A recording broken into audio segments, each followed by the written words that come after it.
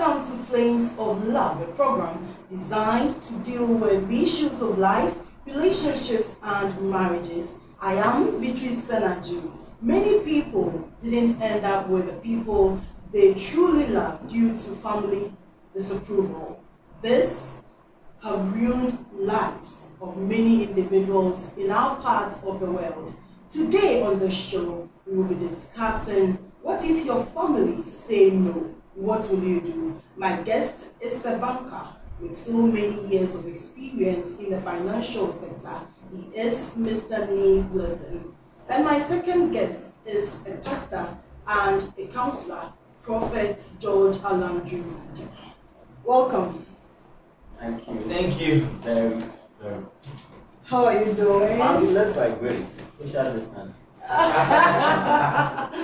we thank God. We thank God. So today we are going to look at what if your family say no. And please don't forget to send in your comments and your questions, your experiences. We'll be so glad to read them for you. So we go straight to the point. Need tell me about marriage life. How was marriage life in life? Marriage is very interesting. Very, very interesting. You know, we are very young in marriage, but we are experiencing the ups and downs.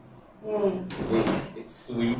Tomorrow it's some weedy, but then all in all, it's been awesome. So it's been very awesome. We thank God. So have you ever experienced this, like, or have you been told that you presented someone to your family before you married and they said no, or have you heard about other people's experiences? If you can share that with us. Yes, I some time back when I was in school somewhere, a friend fell in love with another lady on campus, and along the line they maybe had to introduce the guy to the parents, and then unfortunately the lady came back to tell the guy, Charlie, my parents are saying they don't like a gun. A gun? Yes. So it was based on tribal issue. Sure. They don't like a gun for various reasons. It was back and forth. But along the line, I think at the long run, the two of them came together and they are married. Happy. They are married? Yes, happy. Oh, I see. Then they have really fought. They fought it. Fight. They fought it. Yes, they fought it. Okay. So let me ask: is this family disapproval and family intervention amongst will-be couple a good thing in our part of the world? Should family always disapprove based on whatever reason is best known to them? Looking at even what you just said, they are basing it on tribal issues. Yeah. Is it the best thing to do? You know, I wouldn't want to say it's best or it's not best, but then whatever happens, you know, there's a saying that in Chi that the girl someone has been there before. You understand that? So your parents or your mom, your father, they've been where you want to get to. They know what is there. So at times, they are justified. Yes, whatever they say is true. That is at times. But in other times, what happens in your home cannot. But you know, there's little you can do about it. But in all, you determine what really their challenges. Is it about education? What is really the focus? What are they? Why is the reason they are disapproving the relationship? Go into it, and I'm sure by going into it, you get to solve it. But in this 21st century, should family always intervene and say no? At the end of the day, it is between me and my partner when I'm married. So what's the problem here? You know, the beautiful thing about, I don't know what elsewhere, but African marriage is that marriage is it's not just between the man and the woman. Marriage is between two families. So it is between your family and the lady's family. It is between my family and my wife's family. You understand that? So if it were to be just between myself and the lady, or yourself and the guy, you can say the family shouldn't come in. But then the family has a stake in the marriage. You understand that? The family has a stake in the marriage. So most of the time when these things happen, maybe the best way to go about it is to talk to your parents, to make them understand that maybe they are ready to commit into the relationship. They are ready to make things work. Maybe whatever they are saying, which they think is wrong, for you it's right. You can't say it because even though your parents are saying no, you will say no. For me, whether they like it or not, I'm going to. At the end of the day, they are going to receive the marriage. If you are a lady, they are going to receive the marriage. And if it is a guy, your family will be going with you to marry the lady. You understand that? So you can't do without the family bit. You can never do without it. Okay, so Prophet, in this 21st century, do these things still happen? And with your experience, have people been coming to you with this kind of issue? What is really the problem? Well, people have been coming in every day, the same issue. Most often about tribe. He's not from my tribe, so my parents say no. My parents don't want to accept him or her because of where he or she comes from, or maybe because of the job that he or she does. One time, a lady was rejected by a man's family because the lady was an actress. And the father of the young man said that, hey, when my kids on TV soon I walk off, you know, and when he said it, we laughed, but the father was serious about it. And the father would not accept, the father would not agree. I think that he said it's about family and all of that. But the truth is simple. Marriage is between two people. The family, the children, every other person is a byproduct. If the two of you love each other and you would want to be together, what they say is a counsel to you. You have been counseled. And it's not a must for you to go by every counsel. When I tell you to do or not to do something, it is your decision to accept what I'm telling you or not. So that you don't come back blaming me that it's because of you that I didn't marry this lady. You told me she's a Ghana, she's a Fanti, she's a Asante, she's an other, so I stopped. You can't come back blaming me. You have the right to go by what I'm telling you or not. So why do families disapprove? Oh. And even sometimes the pastors, churches also do. They disapprove. It's not only about family, the parents, and even the extended family. Why do they mostly disapprove of a couple? If I want to decide on this person, what are some of the issues? When I was in Jesus, I had a girlfriend. She was from a tribe that I don't want to mention. Then, we've been together, we were overly in love. One day I had a call from her. You know, we were receiving calls those days in com center. You receive a call and they'll run and come and call you when you call, you know. So I went and she was crying. What the issue? My mom and my auntie had gone to her house. What did they come to do? They came to tell her to stay away from their son. What is the issue? I got furious. I was waiting for my mom and my auntie. They came and they told me that, listen, we have realized that people from this particular tribe, this is a serious issue I'm telling you. The people from this particular tribe, when our family members marry people from this particular tribe, the men always die and leave the women, and they always will all their property to the women.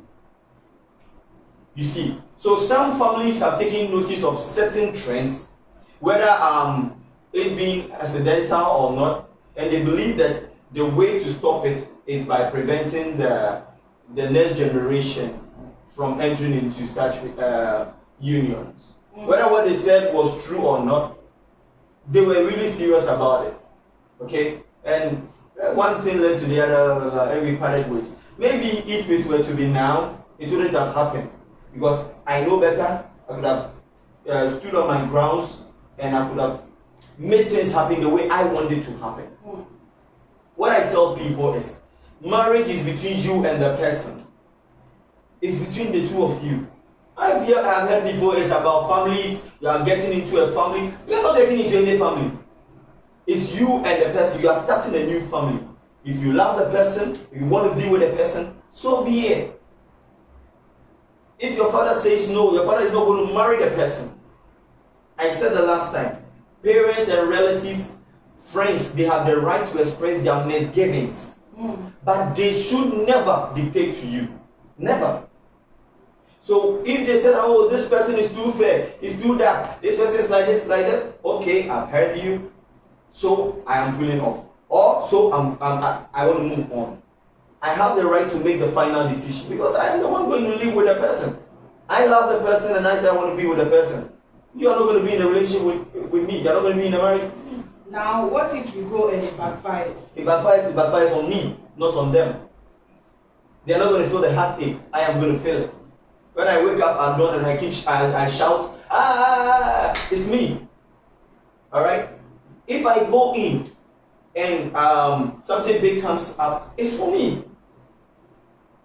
Most often, what I've realized is that parents try to make their children live the life they wish they had lived. Be with the persons they wish they had been with. So when a young guy or a young girl is dating somebody, the parent begin to look at it from their point of view that, is this what I had wanted to have had? A lot of them. Some are pushing, what do we call it? Careers on their children. Because that is what they had wished to have been. Okay? They wish to be a doctor, a lawyer, whatever, and they have been pushing it on their children. The same with marriage. I am marrying somebody that I am going to sleep with in the bed. Whether I'm a sorry, can say, can you see me so? You don't know. I am going to live with a person. And you are going to choose for me. If all things be equal, you are to, all things being equal, the dry leaves must fall before the green one. So you're going to die and leave me. After you are dead and gone, I am still going to live with this person. And you want to determine who I be with? No. You have the right to tell me what you want to tell me. This is dangerous. Do this. Fine. And try and make me understand what you're saying. But you can't push it on me. No, it shouldn't happen. Okay, so parents shouldn't push. Not at all. So because they have no right to do so. No, we are in the 21st century. Gone were the days that parents will go and choose a partner for you. Now I can go and choose my own partner. So if I go and choose it, and my family said no, looking at our part of the world, in Ghana and in Africa, parents have the highest authority over their children. Unlike in the Western world, that children can just go wayward without being punished. Here we can't say the same. Well, when you are ready, can we be bold enough to stand up to our parents and say, okay, this is the man I want, this is the woman I want, and your interference it doesn't mean anything to me. I'll go ahead with the marriage. If you have not gotten to that level, then you are not ready to marry. You are still a boy. You are still a girl. Girls don't marry. Boys don't marry. Okay. Men marry. Women marry. If you're a woman, you make your own decision. If you're a man, you make your own decision. The decision to be married to a person is dependent on what your parents say, then you are still a child and you must not marry. You see, they just turn the whole thing now. At first, they go and look for a woman or a man for you. Whether you like it or not, you accept. Now they say, okay, you said things have changed. We will not go and look for the man. You go and look for the man, and we will determine whether we like or not. So it's the same thing. They are still choosing for you. They are still choosing for you. You can by no means tell Prophet Alan that I brought a woman to you and you will not. It can happen. It can happen. If I didn't bring the woman to you, you see, I'm not going to seek for your permission. I'm coming to announce my decision. Okay. I come to announce my decision, not to seek your permission. You don't seek permission from anyone to marry. But this is a very difficult thing to deal with if we are looking at our setting. Yes. You see, the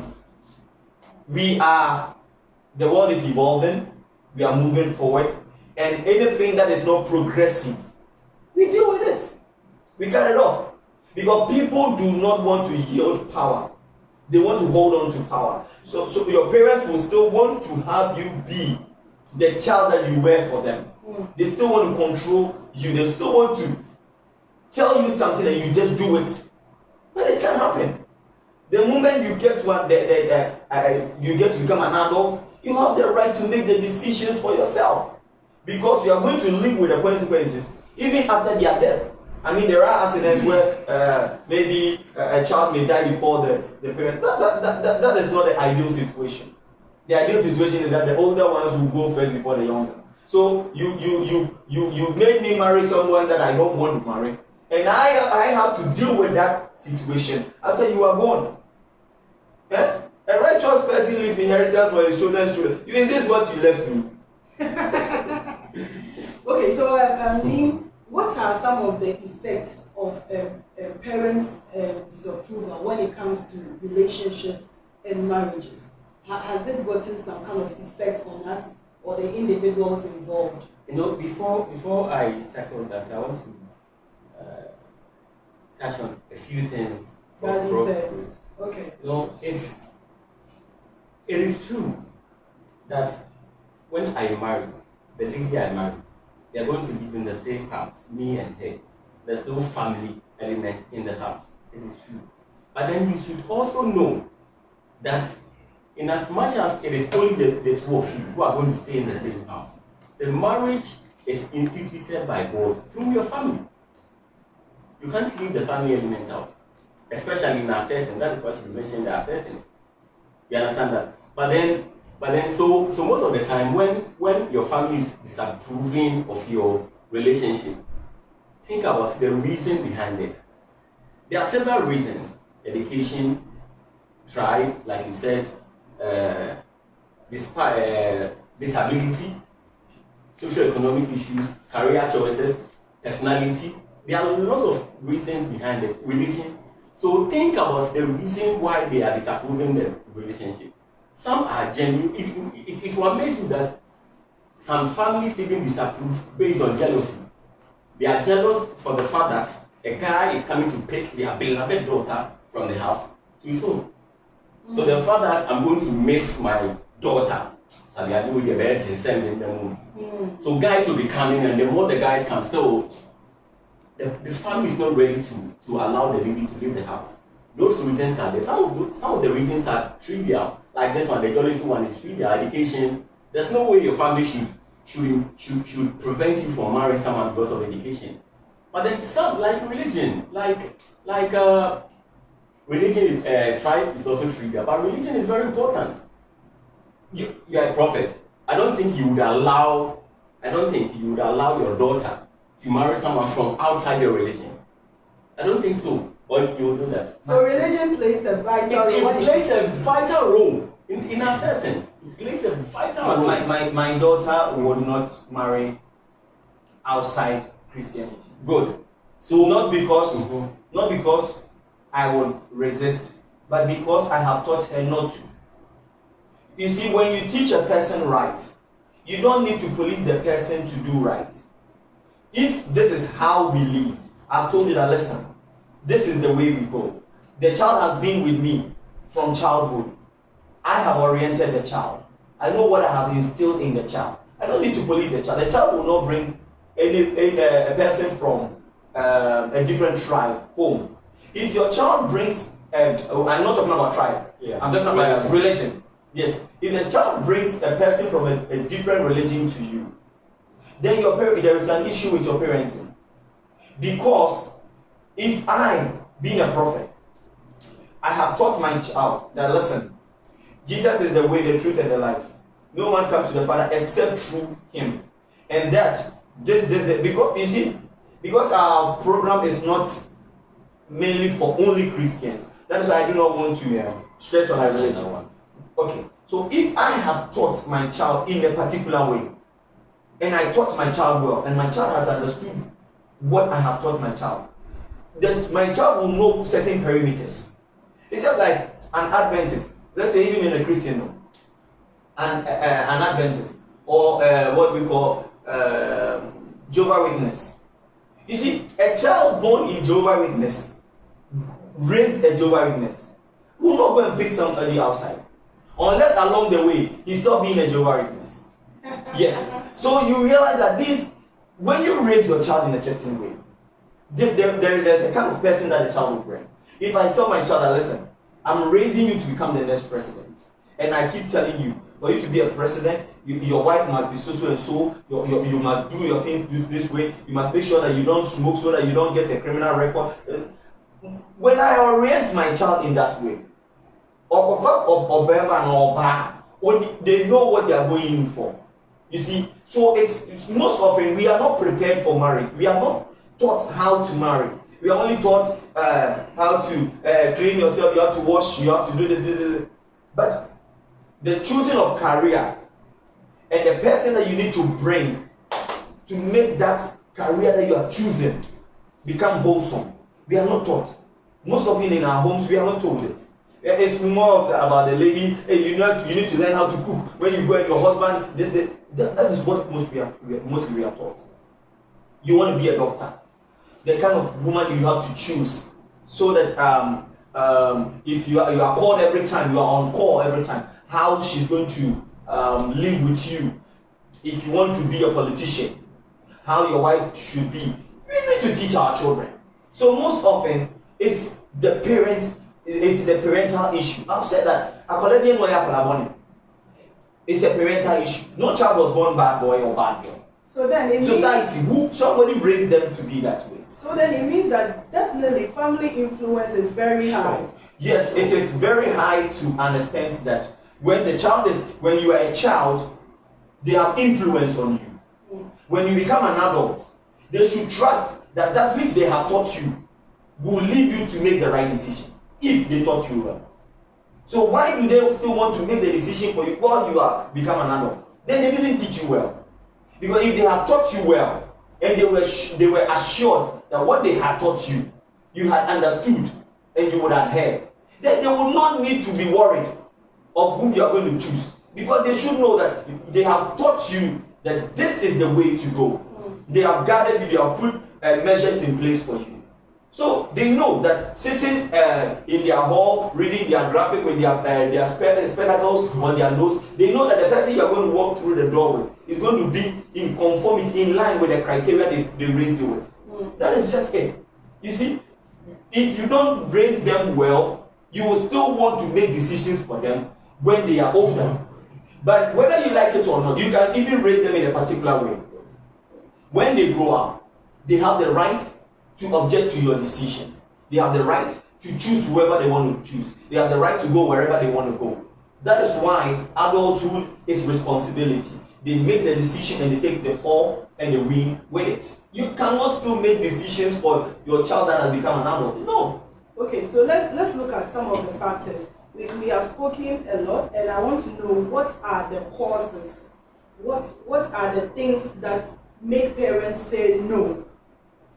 Being it education, we should explain for the viewer to understand. What are some of the things that would be a factor for a parent to say, no, I won't agree to your partner you have chosen? So let's say education. You mentioned education. So I'm a parent. I have struggled to take my son through school, or let's say my daughter through school. And she's going through, in fact, from crèche to nursery, kindergarten, university. But now she has all the things you can take of so far as education is concerned. And then my daughter walks out, but by the time she's coming back to the house, she's bringing someone who do not have even up to GHS level. Okay. So as a parent, most of the time as a parent, what I'll think about is, so does it mean Akosia or Mansa is telling me say, because most of the time your educational level determines your personality. Most of the time, your educational level determines your personality. It determines the career path you choose. So maybe you, like he said, your parents are expecting you that based on the kind of education they've given you, they are expecting someone who is at par with you. So you are a lawyer, they are expecting you to come with probably a doctor or someone around that range, and then you come with someone lower. Okay. They won't accept it. Even if they will, it will be very difficult for them to understand why you think it is that guy I know you want to marry.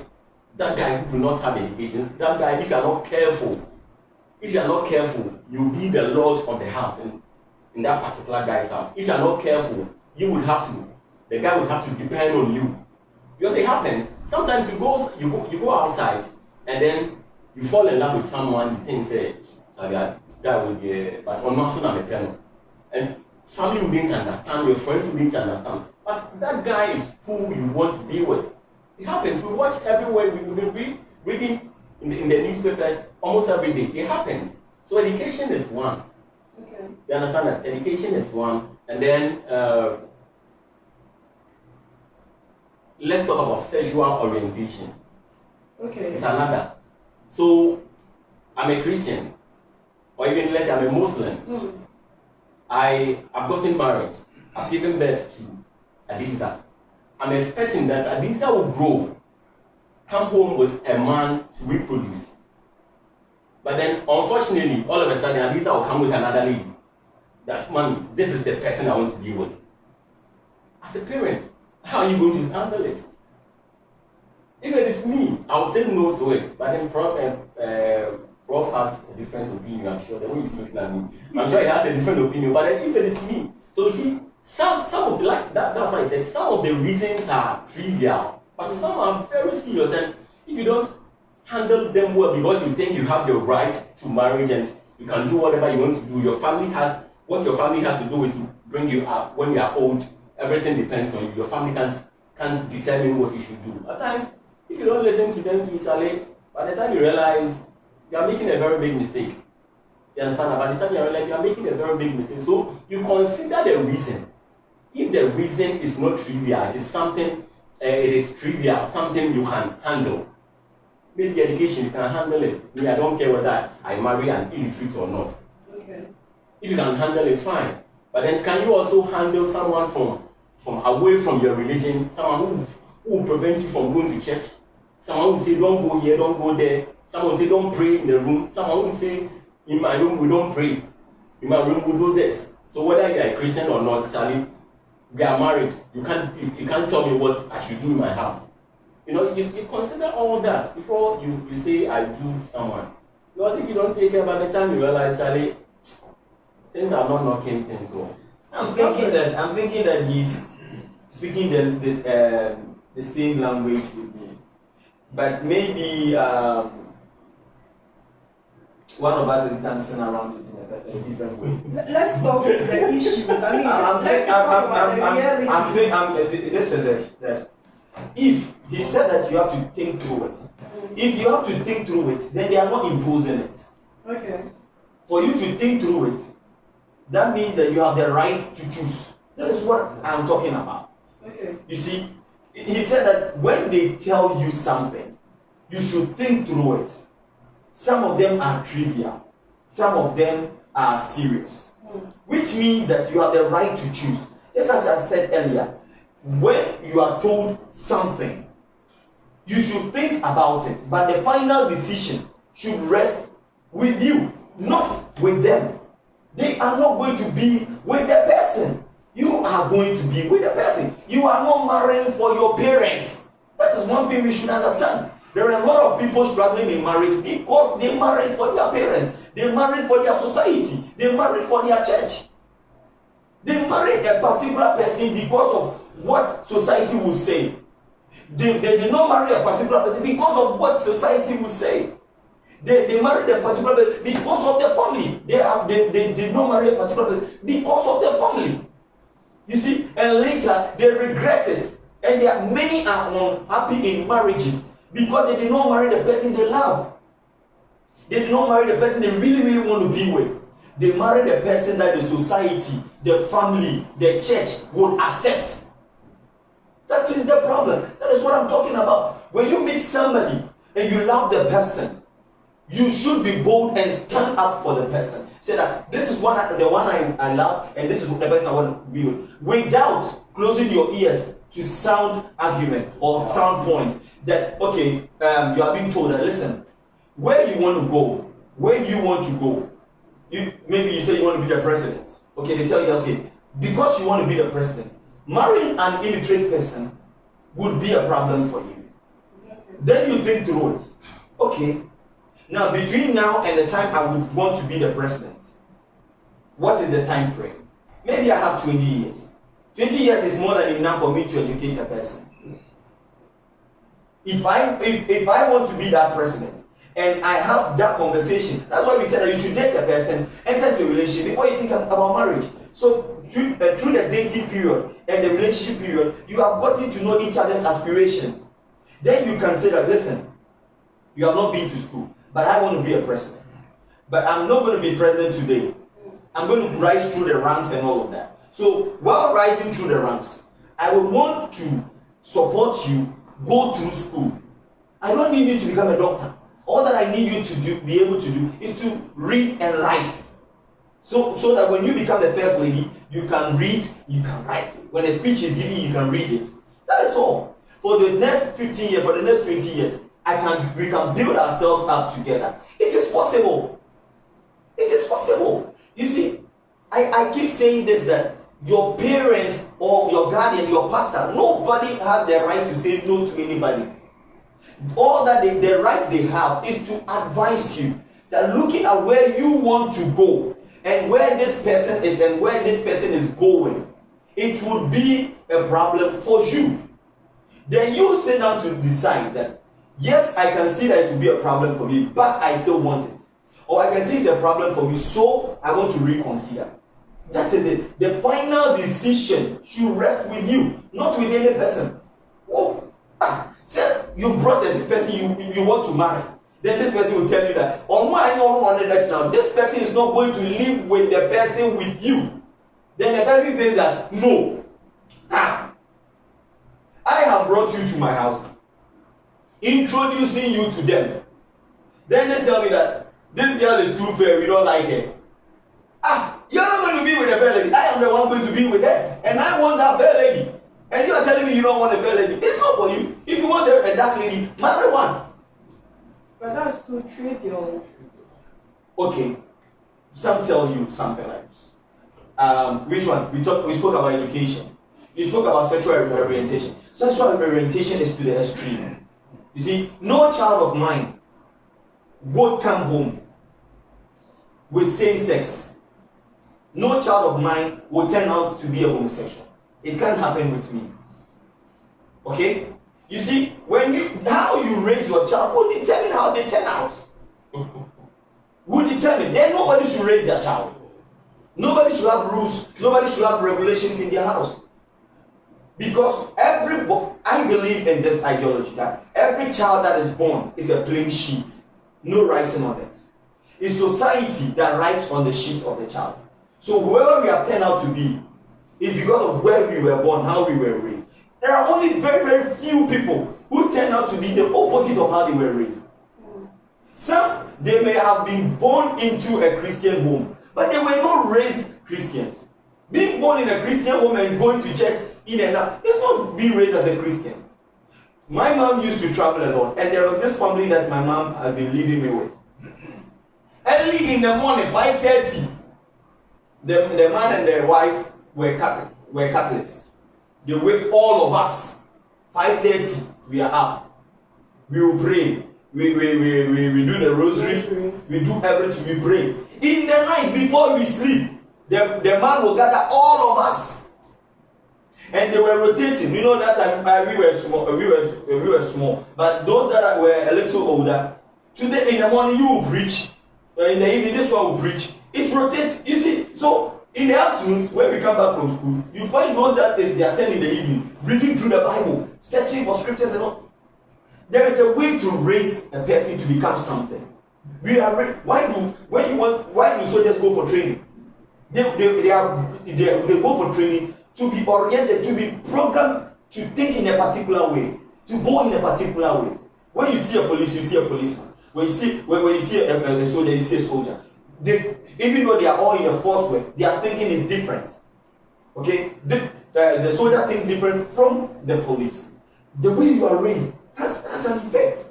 So we should, the parent, See, no child was born knowing how to insult. We came here to learn how to insult. You understand me? So how bad or good we turn out, we learned it from the elderly people. They will tell us that we learned it from them. This generation copied whatever they copied from the older generation. We came blank. Everybody came blank. You didn't know anything. You came to learn it from the older people. But they will say that, oh, the kids of these days are so. No. So now, whether we like it or not, this kind of disapproval is going to be there. So I'm asking, what are the effects on the individuals involved? Me first before Prophet comes. So the effects. If the people do not end up marrying. Yeah. Okay, the effect on the disapproval. Yes. The effect of the disapproval on the person involved. Okay, so at times you get to, you're not able to marry the one you want to marry. You have to be compelled to marry out of love. You are looking at making your parents happy. Mm. So let me go bring someone they don't, probably they will like the person. So they are saying they don't like a Mansa because of the way a Mansa dresses. Let me go and look for someone who can dress to their taste. Mm. So I'll end up marrying someone else at the expense of a Mansa who is my real love. Mm. So you'll not be able to enjoy real love because marriage has to do with love. Mm. You can't go with someone you don't love. If you're forced to be with a person, the time will come, challenge will start arising. So one, you don't get to marry the one you want to marry, and then what else? What can talk? I'm thinking about it. All right. The effect is this: you put your family, or your parents, or your guardian ahead of the person you claim to love, because the effect of your love must be seen. If you claim that you love this person and you could not stand up to be with this person, then you didn't really love this person. So you are choosing your family over your partner. Over your partner. You see, the Lord, I have said this constantly, that there is no covenant between the parent and the child. The covenant is between the spouse. The covenant is between the spouse. So if you really love this person, by deciding to marry the person, the parents and what that they are saying, it's not disrespect. And I'm not saying that speak to them in an ill manner. No. You can respectfully disagree. You understand me? You are an adult. You can just walk to Registrar General AMA, read your witnesses, go and sign. Are you not married? You see, some power has been given out of respect. But when you turn this respect into dictatorship, you will lose it. You will lose it. I'm telling you this. With this disapproval and family controlling stuff and all of that, there are many people who are not married because of family issues. Even some want to just marry somebody, and there is a father somewhere or some uncle somewhere who has a long sheet, has written plenty things that you need to buy and present before you get married to this lady. And this is a person starting life. They can't buy the things. Some start their marriage with debt because they have to borrow certain things to marry them, to get married. Why? You see, we have given some power to them, but it is too much when they decide to use it to manipulate us. You understand me? Look at this. The scriptures are clear. In the book of Matthew, it's clear that when there is a misunderstanding between you and somebody, tell them, I am sorry. This is how I want it to go, blah, blah, blah, blah. If they disapprove, go with the next person. Then the next person. You are done. I should treat the person as an outcast. Good. Now, if I am in a church and I present somebody to my family and they say no, I'll bring somebody from the church to them. Maybe an elder, somebody. Maybe my pastor talks to the family. If the family says no, then they have forfeited the authority automatically. Because the highest authority is Christ. And the representation of Christ's authority on earth is the church. And the leader of the church is the pastor. And if you have disregarded the pastor, then you have disregarded Christ. And if you have disregarded Christ, then you have no right to stand for in the place of authority. I am the one going to marry the person. I am the one going to be with the person. You must not necessarily agree with me. You have the right to tell me that this is dangerous. You have the right to tell me. But you don't have the right to forbid me from getting married. You have the right. Maybe the best out, the most you can do is to pray for me. The most, when you tell me and I said I still want to go ahead, just pray for me. So are these the only effects? Oh, you may marry the person you don't want to marry. That's what he's saying. I mean, you marry a person you don't love. Okay? Even though I don't agree that marriage is necessarily based on love. I've said it many times. But you may marry a person that you don't prefer. You may marry a person that would even be a cause of you cheating. You may marry a person that will bring a divorce one day. Because one day, when all is settled, I didn't like this person. If it hadn't been my family. And I know people who were rejected by families and they married somebody else. Later, they started sleeping together behind their wives or their husbands. Yes, maybe I presented you presented me to your family. Your family rejected me. Well, you realize, oh, I'm growing. Then you married him. But because your heart is with me, we meet. By the time we realize, we are sleeping together. We are having sex. Which that would not have been what you had wanted to do. But your heart is with me, my heart is with you. We are having sex. Okay? Behind the scenes, we are having sex. And then we are producing for him. Thank God in the age of DNA. If not so, I'm telling you, if DNA is to be carried out in many marriages, and same member, and most will come from one families rejected them. Because your heart is with a person. You are married to this person, but your heart is with me. You still want to be with me. You meet me, you are so happy. You want to be all around me because we did not part ways out there. You know, maybe the grudge of no. I love you, you love me, but your family said no. He said that he has raised his child, gone to school, blah blah blah. Is the school a qualification for the marriage? Must I write an exam before I get married? Must I? You see, you don't need anybody's approval for marriage. I know churches, a lot of churches have made it mandatory that if you don't go through our counseling, we're not going to marry you. If you don't go through our counseling, we are not going to marry you. Right? And when you have gone through the 3 months, 6 months, and you get married, they leave you alone. What would the 6 months do? They have 20 years, 30 years, 40 years, 50 years to live as a couple.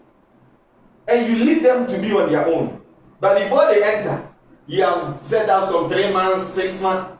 Really, the people, before anyone decides to introduce a partner to the pastor, they have made up their mind that when a person says, this is my girlfriend and we want to marry, or my boyfriend we want to marry, they have made up their mind. So your counseling is just a process they are just going through. Format. It's just a normal thing. You think what will happen? What will happen? But you see, we have set rules and put blocks and impediments, so many things.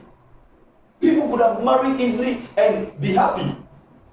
There are many people, many ladies doing abortions simply because there is a toilet given to the man that the man cannot buy. And because they are not married, on his hand is some form of shame. So there to be they are forced to have an abortion. And some of them, when they get married, they can give birth because of the effects of the abortion. We should be thinking about these things and the power that people have had to control the marriages of people. We should think about it. It's a very big thing that we need to look at. Very, very big thing we need to look at. Because people are suffering, people are struggling, people have dated. Many have cohabited. And they have cohabited for many years because they did not have the means at that time to buy whatever thing that have been written on the list. And they have cohabited. You see, so we need to let people marry who they want to marry. Let them be. But you said you don't need anybody's approval to marry. Yes. Can you just be? I'm asking this thing continuously because of our traditions as a country and our ethnic groups. I know for a fact that there is no way a child will be raised and the child will say that, okay, I'm going to marry this person, whether you like it or not, and I will just go ahead. Who will stand in for a parent? Many. Oh, it has happened. Good. If you see all these things they do here, it's just gimmicks. So, if I had met you in Abrochi while they were here and I married you there, what would they do? And Ocean Abrochi there. Of course. Ocean Abrochi there. You see, let me tell you, all that they do here is gimmicks. It's gimmicks. When I meet that same person, is the person I brought that they didn't like, I want to bro from. Say me share no abrochire. E dia German ho baby on to bro for but to German na bo ntika say dia abotwi nkwampa. Okwa abrochire ne ya ampo na me share no wa. They would accept the person. They will gladly accept the person. And they will take the drink to the family of the person, even in our absence, and go and do whatever they need to do. So all that they are saying and doing is just gimmicks. They just want to still have control over people. A lot of people want to marry. A lot of young people. This thing that we always preach, we are always preaching. Sex before marriage is not good. We are always preaching. We are always preaching. We are always preaching. The reason why this issue has become a problem is that people cannot afford the kind of marriage that we have. Now. Now they cannot afford it, and because of that, they stay together. One need to 1 year, 2 years, 3 years.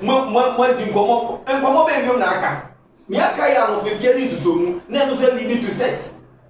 That is the issue. We need to allow people to have to marry who they want to marry without making it too difficult and expensive for people. I'm coming. You know, I appreciate all the things Prof is saying, but I don't understand why he's trying to downplay the part of family, the family based in marriages. What do you downplay it? See, I'm coming. What do you mean by downplay? Yes, so let me explain. So in speaking, you made a particular reference that looking at the structure of marriage and the structure of how things are in the spiritual realm, even the church is more important than the family. You said it. No, I didn't say importance. I didn't put it in the form of importance. Oh no, I put it in the form of authority. Authority. Good. Yes. So based on what you said, then the church can even constitute marriage without the approval of family. Based on that, even which should not be. No. If you want to, you see, that is why I do not want to bring in religion. Okay, that's why I do not want to bring in religion, because if you want to bring it in the aspect of religion, the church is the representation of Jesus' authority on earth. Therefore, Jesus' authority on earth supersedes every other authority. The church does not make marriage. It is families that make marriage. The church only blesses the marriage. Churches do not make up marriage. Let's keep, I don't you see, okay, let's keep the religion side. But if you want to we are not delving into it. But whether we like it or not, religion is also a part that it's part of marriage. And secondly, most parents disagree or do not approve on certain religions, or on daughters or sons going into marry certain religion. Now there's this lady I know who came to me. I'm mentoring her, and she told me that she is in a church, but in the church they pay them. Okay. So if I have someone that I love from within the church, and the pastor does not approve of that person, I cannot marry the person. So you see, they will dissolve it. That is some of the mistakes the churches are doing. Okay. So now this person I'm talking about has the parents in the church. So what is the parent also saying? What if I find someone I love and the person is not in the church?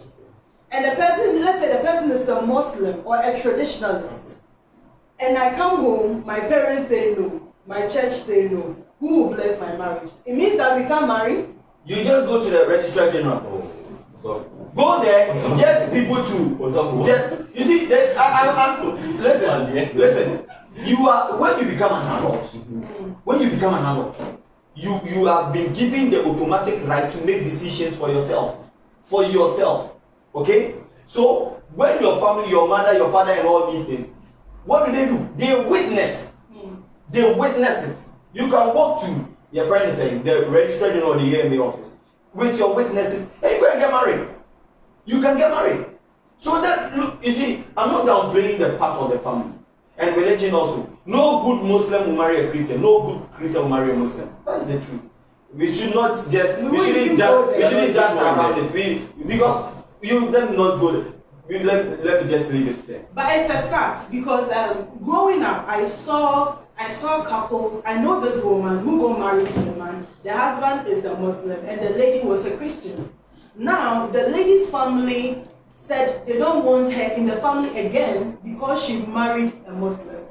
But there are some people who would say that whether you like it or not, I will marry this person, and they will go ahead with it without having any problem. You would not have the backing of the family. Okay, so that is what does their backing do? What does their backing do? That's what I want to know. What does their backing do?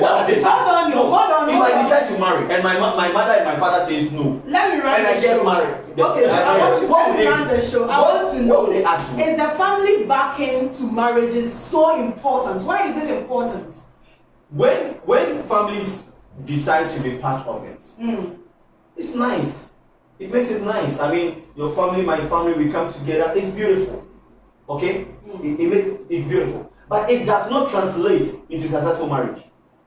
Okay. Because we have been having families coming together to marry. And divorce cases, every year in, year out, percentages are going higher. Okay? We are using the same format, the same writing of lists, the same going through counseling for 3 months and 6 months in 7 churches. Okay? The same, my mother said she doesn't like the guy, or my father said he doesn't like the lady and all. The same format. The same thing. And people are still divorcing rapidly. So we should understand that it's not the family that is making anything happen. I said the other time that it is necessary to have accountability partners where you as a couple, exactly. you are accountable to. If you don't need the family's approval, then we go ahead with the marriage. Because family said no. So me, I won't even go there at all. So if the family are saying no, and I go ahead with the marriage, what if something happens? Who am I going to talk to? What will be something? No, let me say. Depending on the marriage, the kind of marriage you are having, the kind of ceremony you are having. There are points that they will say, so who gave out this lady's hand in marriage to this man? And the family is not right. Let's say, like Reverend is trying to talk about. So you gather a few of your friends, you go to the restaurant, AME, you go and just register the marriage. Don't say just. Because even if your family decides to marry you, okay, there are types of marriages. Okay, we have the Mohammedans, we have the traditional, we have the ordinance. That is why I said depending on the kind of ceremony you want to have. No. The ceremony is different from the marriage. Let me finish. Yeah. Okay, let me finish. Right. So you've been able to get married without approval from the family. You started having kids. Bear in mind, as a man, you are going to name your kids according to the family name. It doesn't matter. It matters. Reverend, we are the situation. Listen, you are a gang. And I know that Gans name their children by the firstborn, secondborn. There is a name pattern for it. Okay, where I come from, we don't name like that. I can even decide not to give any of my names to my children, and it wouldn't matter. Okay? Including your surname? Including my surname. Okay. I can decide not to name my child after me. Okay? I was not named after my father. Okay? I don't have any of my father's name. Okay? Now, if you are a gang, you know a first male born from your tribe.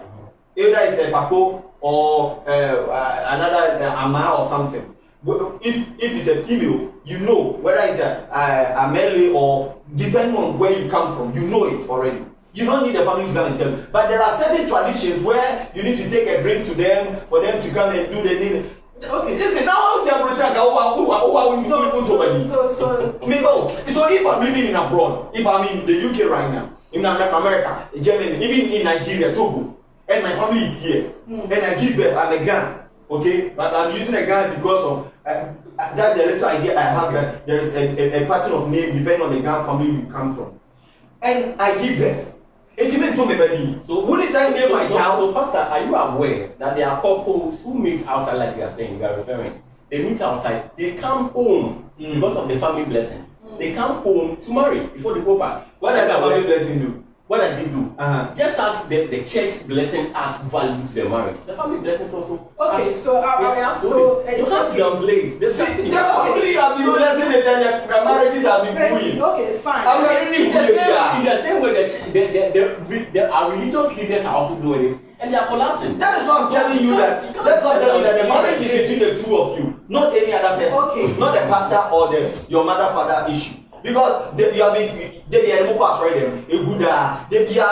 family members, so it is about the two of you knowing how to live together, finding the person that you really want to be with, the person that you really want to spend the rest of your life with, and knowing how to live with the person. You see, but when we talk about we took the person to church, I mean, churches bless marriages every day, and the church of marriage collapse.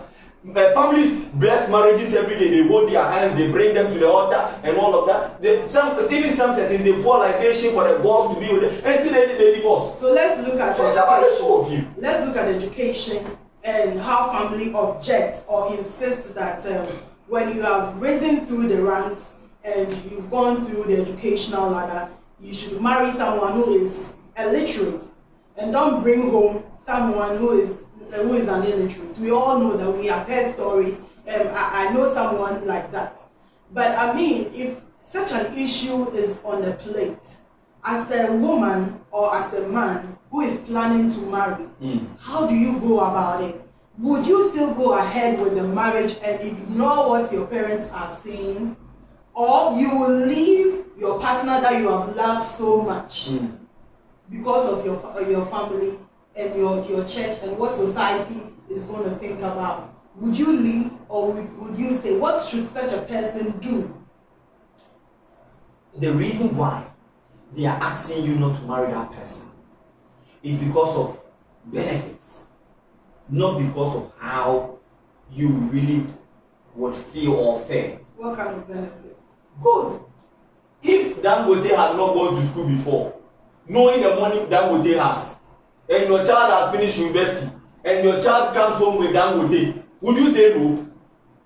Ask the parents that say they like school. Let's say Dangote, I'm not talking about whether he's married many or not, I'm talking about a single man who is that successful, okay, and had not gone to school before. I'm not saying Dangote had not gone, I'm saying if, okay, and had not gone to school before, with this money and with this exposure and everything. If your educated daughter brings this man to the house, would you say no? Would you really say no? You see, the whole issue is that, hey, now we're on coast to let me assure. That is the idea.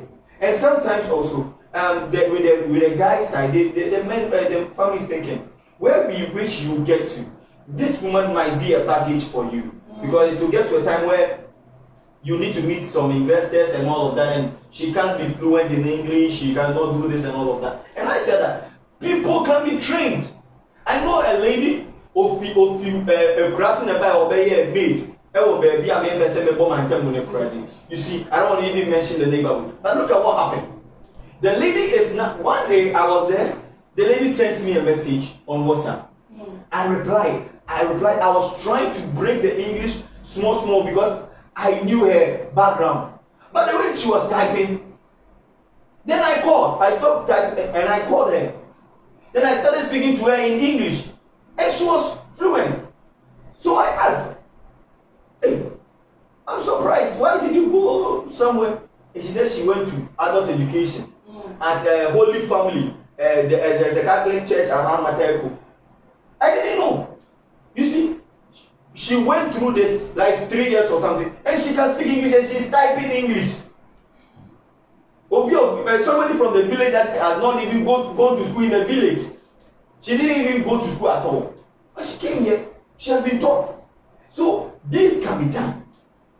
Wherever you want to get to, you pick a person, polish them to suit that thing. So you can go ahead with the marriage, whether the family is approving it or not, and polish the person, or you polish the person before you present the person to the family. You present the person as you want to the family. As you want. This is the person I want to marry. I present it to you. I present her to you. I present him to you. That is what I'm saying, that we present the people to them, not for approval. Not for approval. No. So if they don't approve, that's the problem. It is in your mind. Problem is it is in your mind. I am not bringing, you see, when I'm coming home with the lady, I'm not bringing the lady for you to scrutinize or for you to approve or disapprove. I'm only coming to make an announcement that this is the person I am with. Now, if you have issues with her, you cannot tell me I should not. But what you can do is to tell me the issues.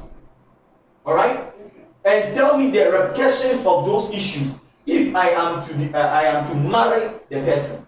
But don't tell me no, I will not agree. You can't tell me that. You should tell me, oh, this lady, she's nice, but looking at what you want to do, you want to be a pastor.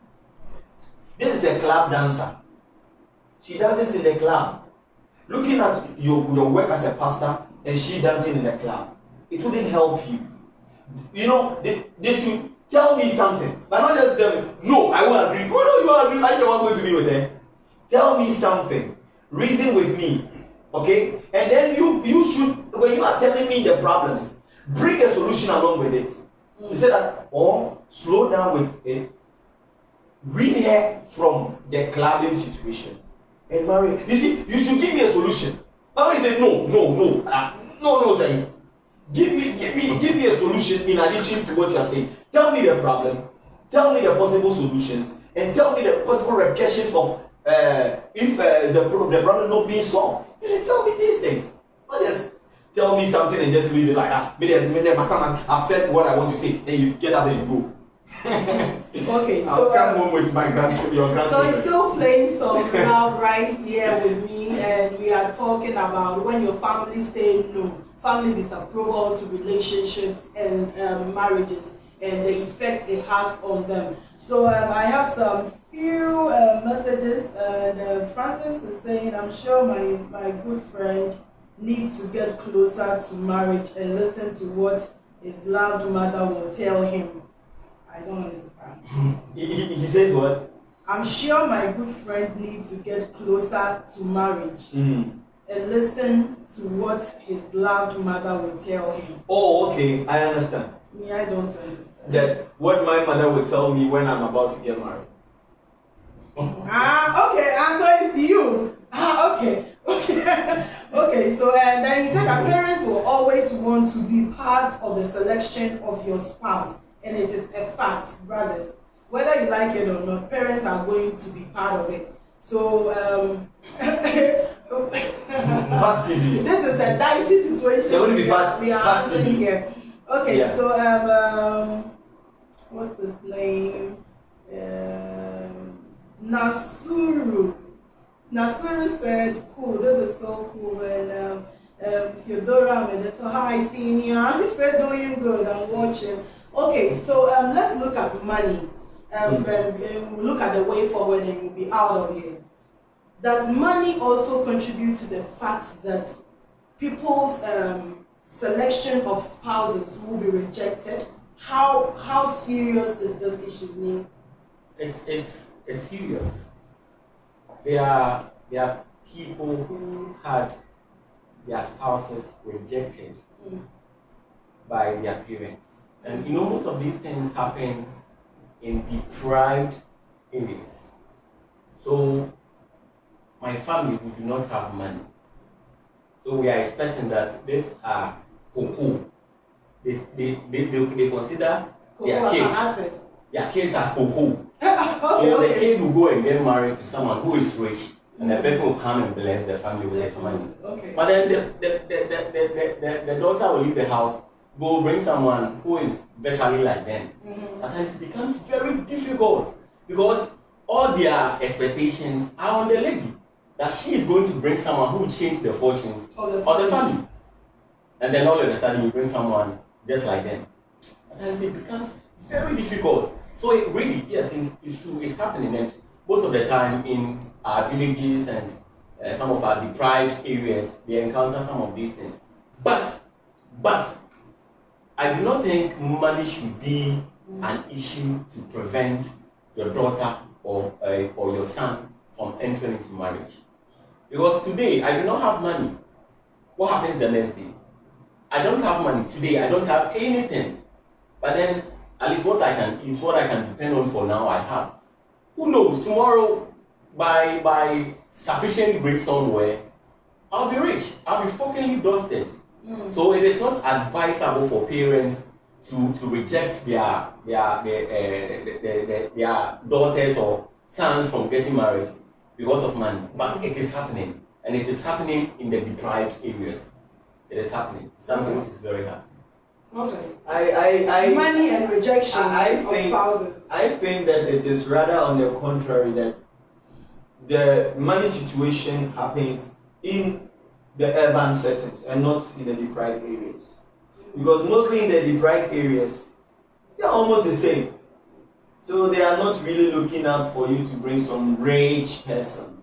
But in the urban settings or the middle class families, they prefer that you bring somebody who is like them to them. But I mean, on the other form, the person lying on the ground is not afraid to fall. So normally it's about the rich people want you to bring home a rich person. The middle class want you to bring somebody higher than them or like them. But those low there, I mean, it depends on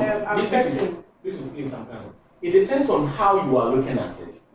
It depends on how you are looking at it. So in the urban settings, they have their explanation is what you just given. But then in the rural areas, maybe the person is not looking at the daughter marries someone from within the town, someone from Krokesium. Okay, so that's someone from outside person has been educated. Good. And is coming from that village. But however, they don't want the person to marry from that village. Within. But so outside the village. Someone who has money, who has influence, who can change their fortune. No, those are very, very, very rare cases. Because if you have lived in a village before or a small town before, normally the expectations are not high. The standard of living, the standard of expectation is very moderate.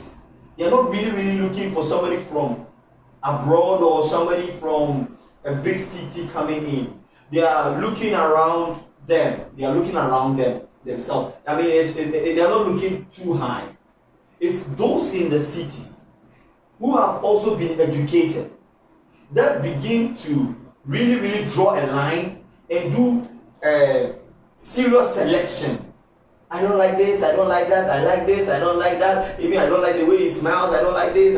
I mean, the serious selection is around that side. So is money a problem when it comes to selecting a partner? Money is a big issue. A very, very, very big issue. In fact, most people that are turned down, they say that money or tribe. Money tribe, money tribe, money tribe. And the issue is that money cuts through all. Because the person may be of the same tribe with you. But if the person doesn't meet the financial criteria of your guardian or your parents, they tend to say, no, we don't want this person. Because normally they are thinking, as he said, they are giving their all to take you to school and all of that. And they thought that is an investment they have made, not into you, but for the family. Yeah. You understand? And they have to recoup. They have to recoup it. So normally it becomes a challenge with in that situation. But parents must understand, when you give birth to a child and you take care of them, it is your responsibility. They are not your investment.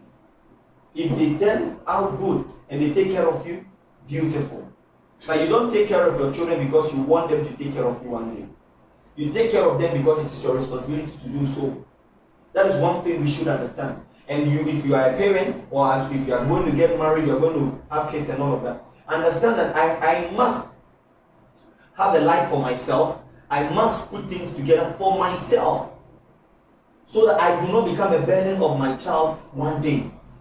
That is one thing we should understand. But I do get I do get it with certain parents and certain settings because of poverty.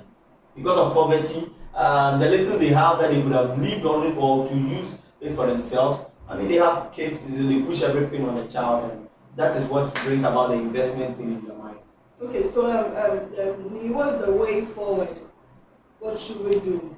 Should we still adhere to what our parents would say, our family, society would say when we want to select a partner, or when we present a partner to them? Should we 100% adhere to their preference and not our preference? Okay.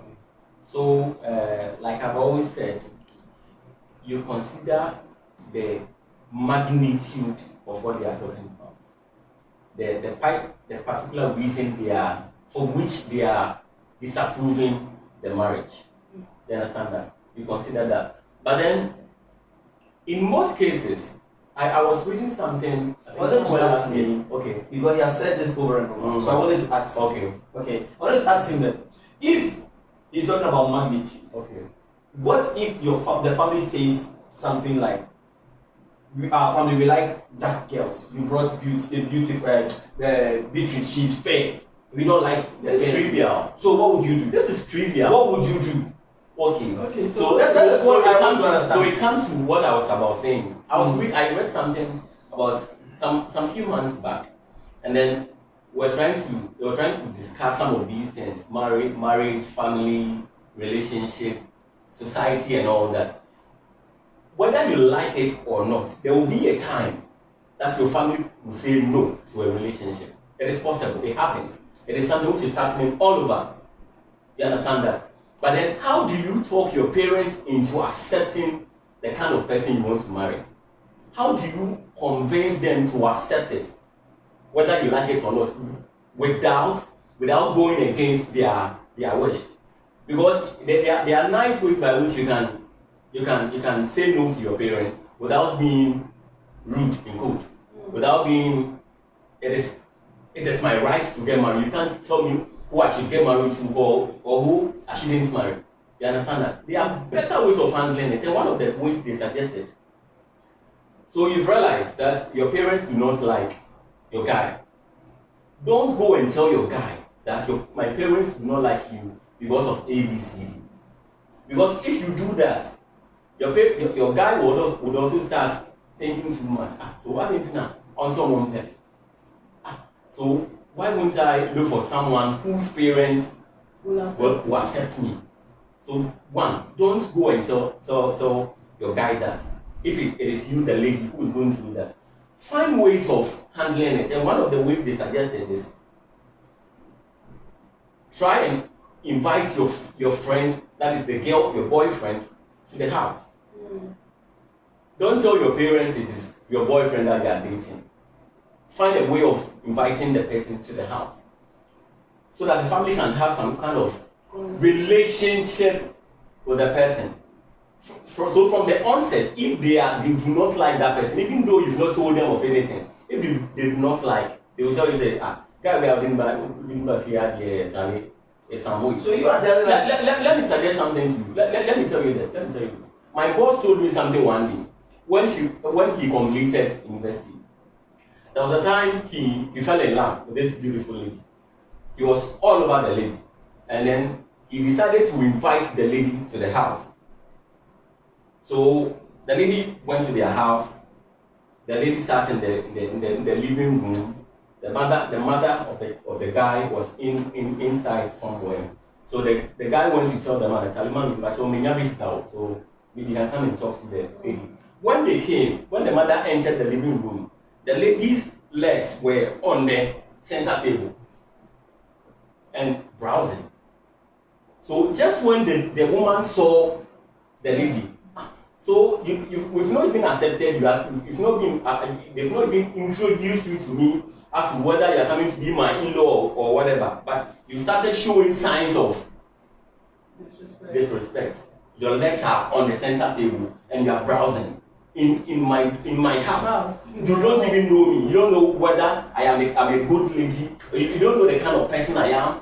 But because my son had invited you to the house, you think you can do whatever you want to do.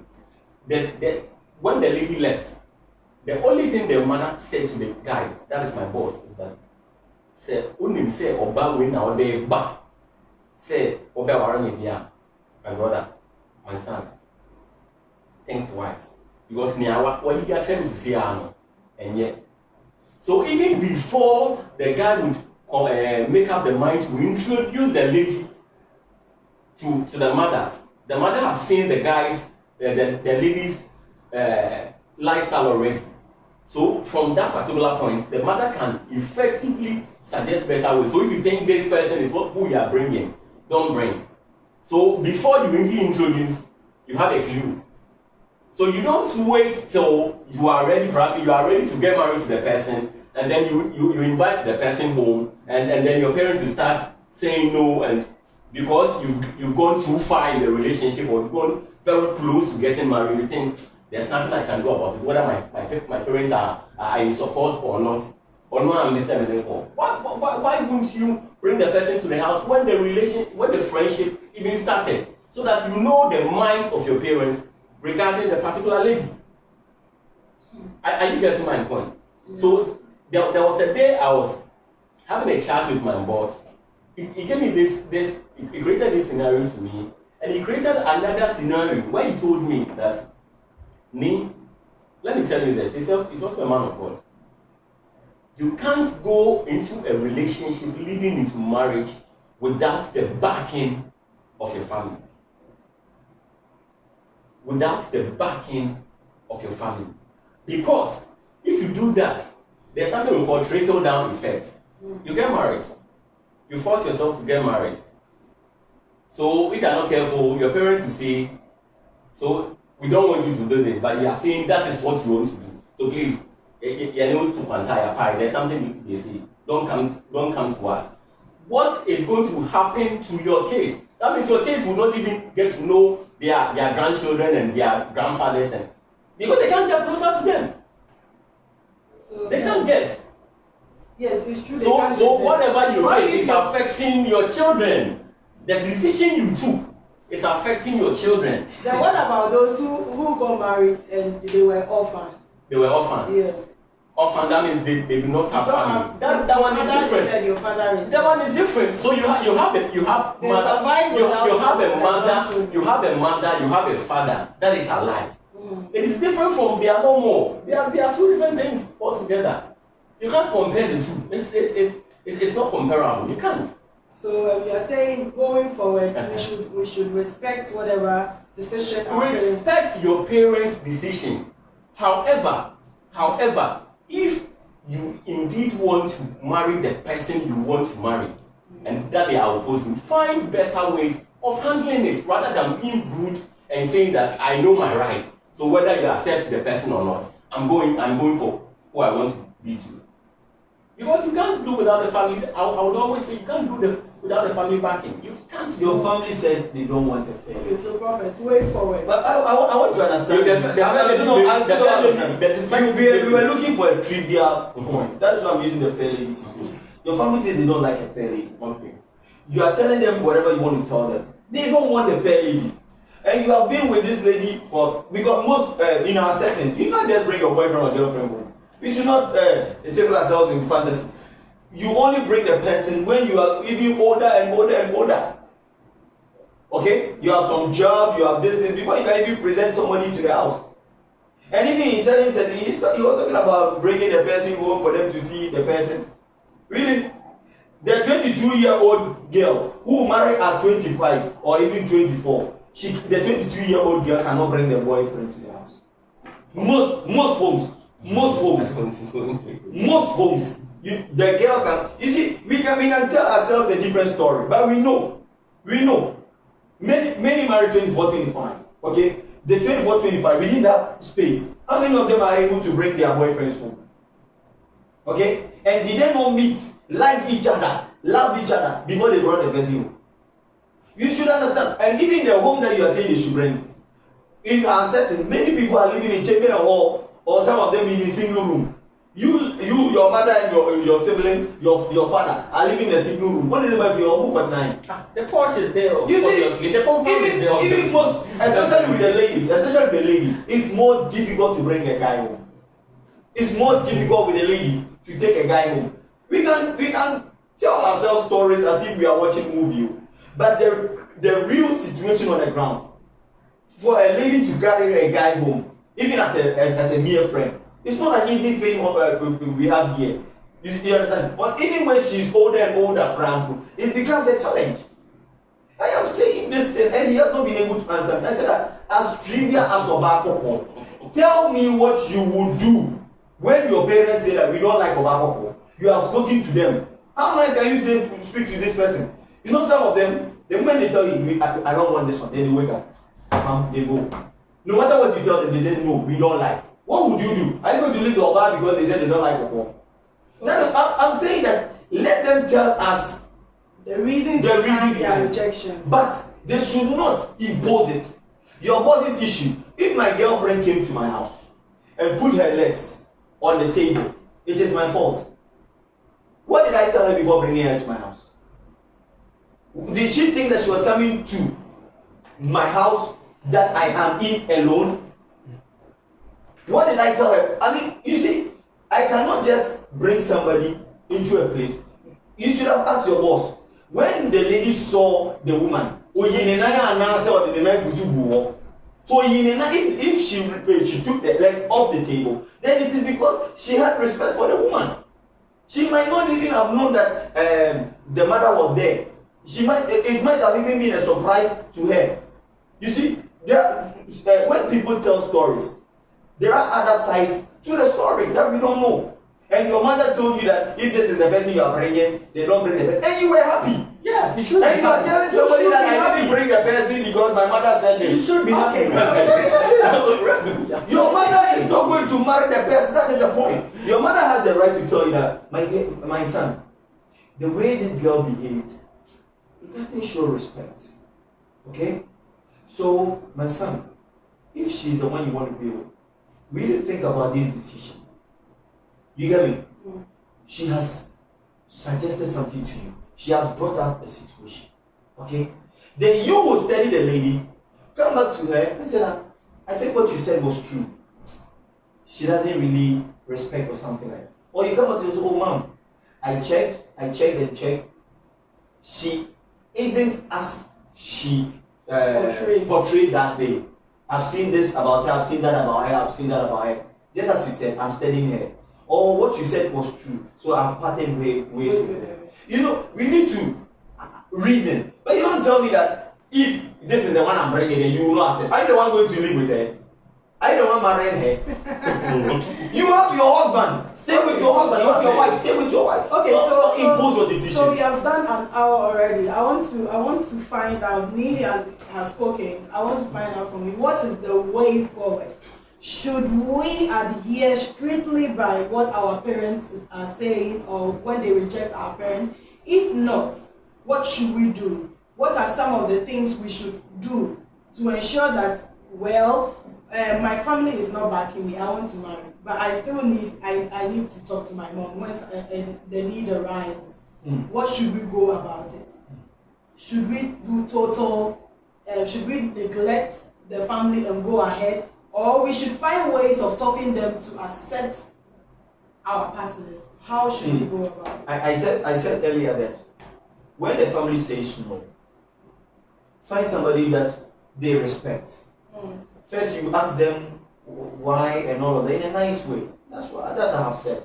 Then, if they still say no, you find somebody that they respect, and you talk to that person. You tell the person what they have told you and what you think of the lady or the guy, to go and talk to your parents.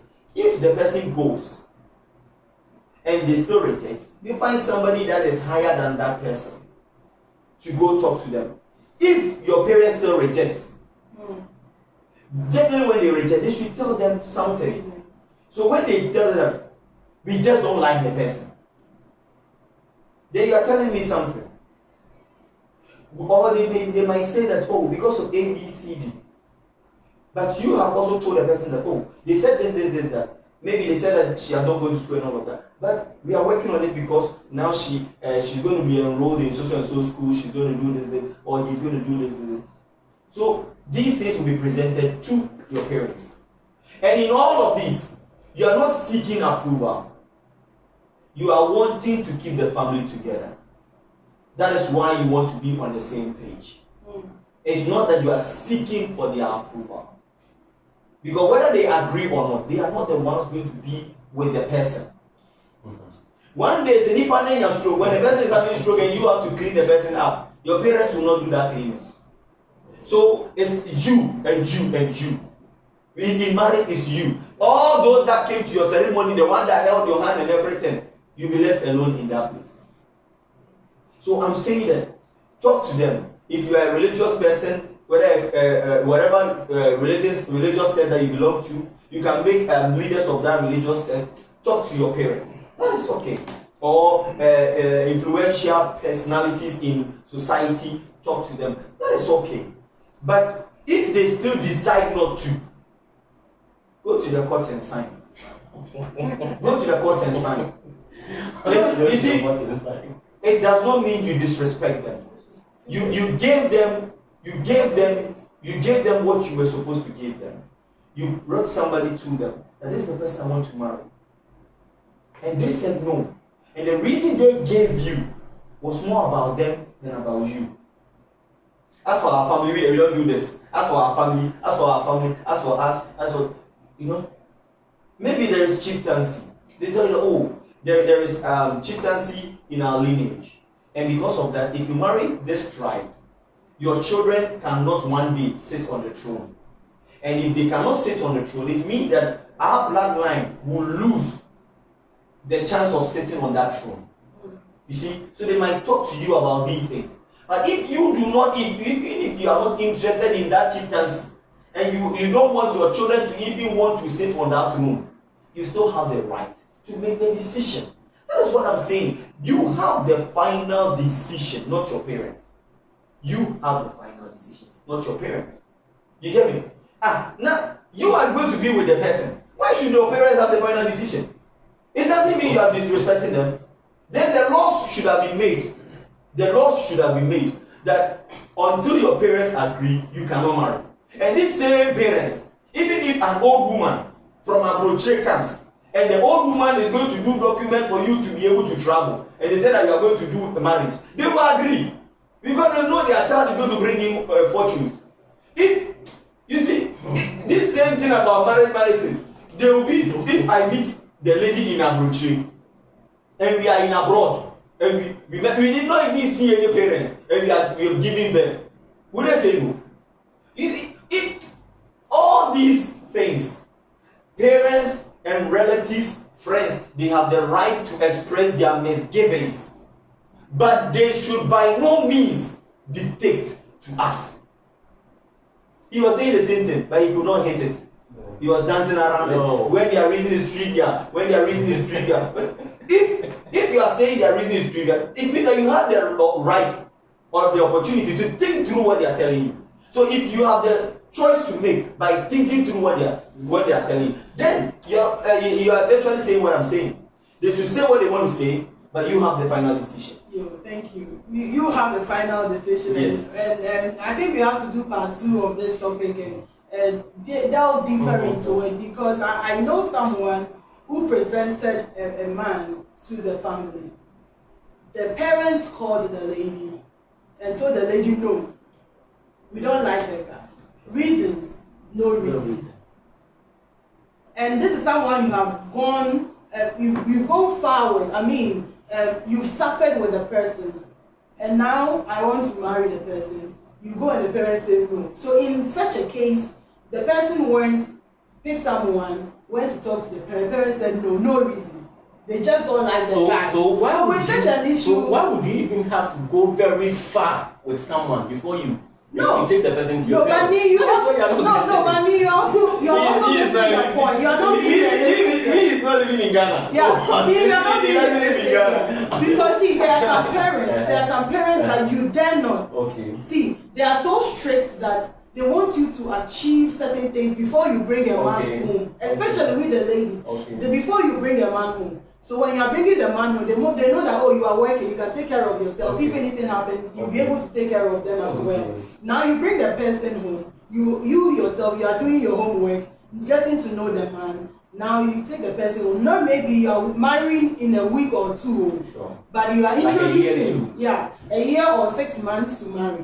Then you take the person. The first introduction, they say no. Second introduction, no. We say no with no reason. What will you do? No. Yes. So no matter what you do, they will say no. What will you do?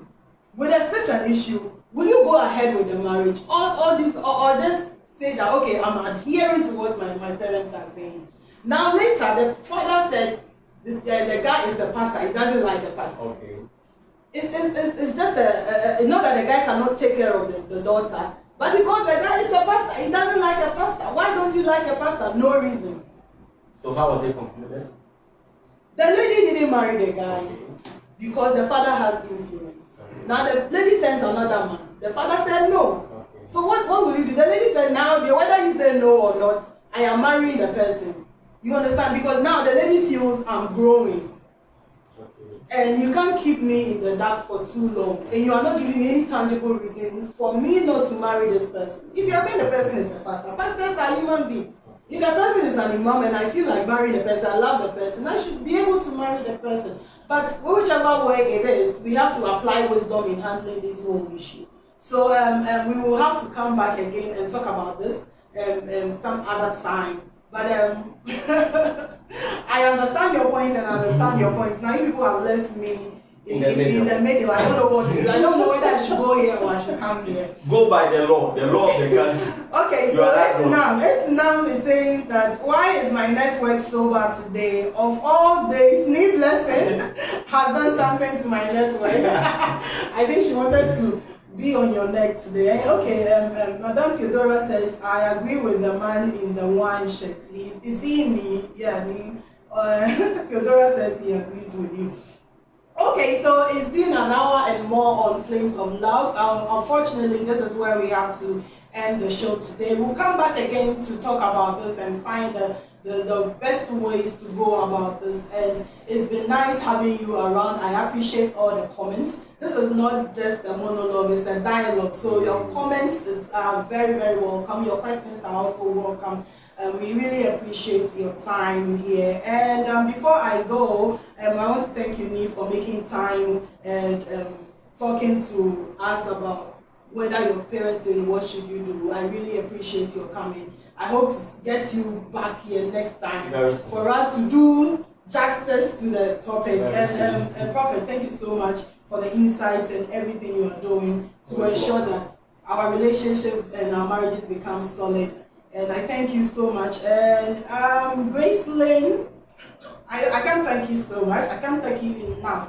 In fact, my makeup and my hair, this is a short hair, and I'm looking good in it, I know already. It was done by Grace Nash Beauty Clinic at Downstoman. So for your weddings, your naming ceremonies, your dinners, any occasion that you want to look splashy with, please contact her on 0242 036095. 0242 036095. And Springtime Multimedia, thank you so much for our camera work. You can contact them too on 0272 684649. 0272 684649. Thank you so much, Karen and Nachi. And I thank you, my producer, Richard Terry. I thank you so much for always being there. And I thank you, Mr. Seden Babs Iceberg. I thank you so much for your support. And I thank each and every one, you the viewers. Francis Egbenya, I thank you so much for watching. Shine, I thank you.